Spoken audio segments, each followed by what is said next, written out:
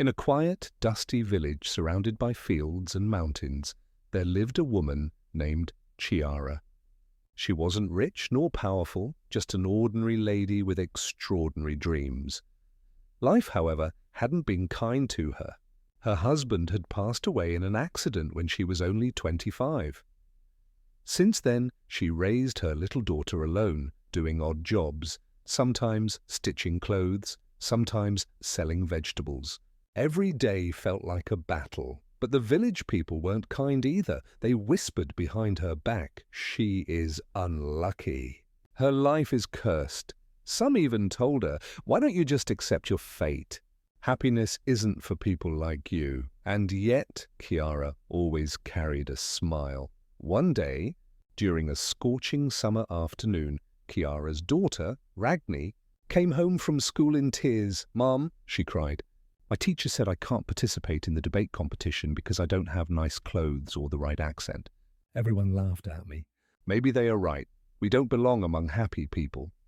For the first time, Ragni questioned her mother.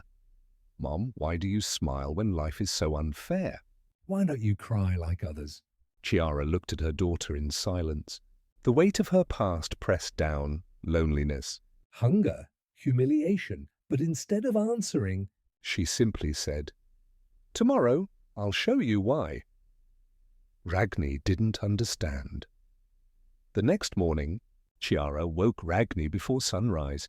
They walked to the riverbank, where the first rays of dawn painted the sky gold. Birds chirped loudly, the water sparkled, and the cool breeze brushed their faces. Chiara turned to Ragni and said, "Do you see the sun? Every night it disappears into darkness. But does it complain? No, it rises again, shining even brighter. Life is unfair, my daughter, but happiness is not given by life, it is chosen by us." Chiara listened carefully, still unsure. That very evening, a tragedy struck. The small hut they lived in caught fire from a fallen lantern. Villagers rushed, but most stood back, whispering, "Poor woman, unlucky again." Chiara and Ragni lost almost everything: clothes, books, the little furniture they had. Ragni broke down. "Mom, now we have nothing. How can you smile now?" Everyone's eyes turned to Aisha. This was the moment where most would collapse. Instead, she took her daughter's trembling hand, looked at the crowd, and with a calm but firm voice said, "We lost things, not our courage. Fire burned our house, not our hope. We can build again. Happiness is not about what life gives us.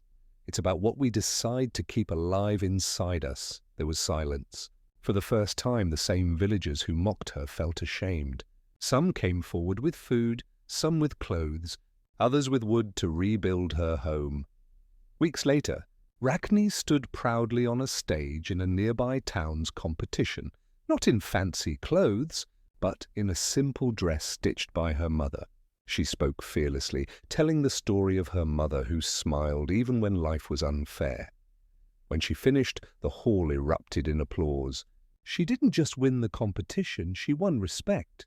Years later, people in the village would often say, "Whenever life feels unfair, remember Chiara, the woman who taught us that happiness is not found in wealth, fairness, or circumstances. It is created here." She would tap her heart and smile. And Chiara? She never stopped smiling, because she had learned the greatest truth. Life may not always be fair, but happiness is always a choice.